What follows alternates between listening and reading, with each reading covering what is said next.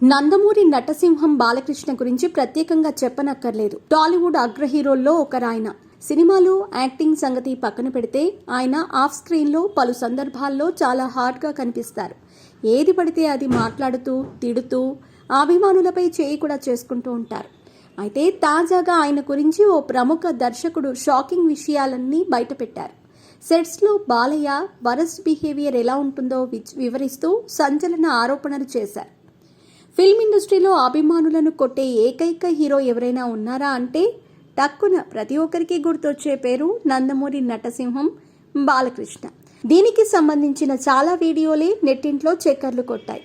అయితే మరికొంతమంది మాత్రం దీనికి భిన్నంగా బాలయ్య ప్రవర్తన గురించి చెబుతూ ఉంటారు. బాలయ్య మాటలే కఠినమని, మనసు వెన్నలాంటిదని అంటూ ఉంటారు. ఏదో ఫ్లోలో అలా అనేస్తారని, అంతే తప్ప ఆయన మనసులో ఏ చెడు ఉద్దేశం ఉండదని అంటుంటారు.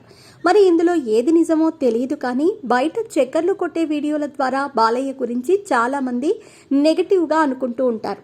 తాజాగా బాలయ్యపై ఆయన ప్రవర్తించే తీరుపై ప్రముఖ దర్శకుడు కెఎస్ రవికుమార్ సంచలన షాకింగ్ కామెంట్స్ చేశారు. సెట్స్లో బాలయ్య జనాలను కొడతారని చెప్పుకొచ్చారు. గార్డియన్ అనే తమిళ సినిమా ప్రీ రిలీజ్ ఈవెంట్లో మాట్లాడుతూ ఈ వ్యాఖ్యలు చేశారు. షూటింగ్ సమయంలో ఎవరు నవ్వినా బాలయ్య అస్సలు తట్టుకోలేరని, ఓ సమయంలో తన అసిస్టెంట్ డైరెక్టర్ని కూడా కొట్టబోయారని బాలయ్య బిహేవియర్ను బయటపెట్టారు. కాగా ఈ దర్శకుడు తెలుగువారికి కూడా తెలిసే ఉంటుంది. బాలయ్యతో జయసింహ, రూలర్ వంటి చిత్రాలు చేశారు. చిత్రీకరణ సమయంలో ఎవరైనా నవ్వుతున్నట్టు కనిపిస్తే బాలయ్య అస్సలు తట్టుకోలేడు. తనని చూసే అంతా నవ్వుకుంటున్నారని భావిస్తాడు.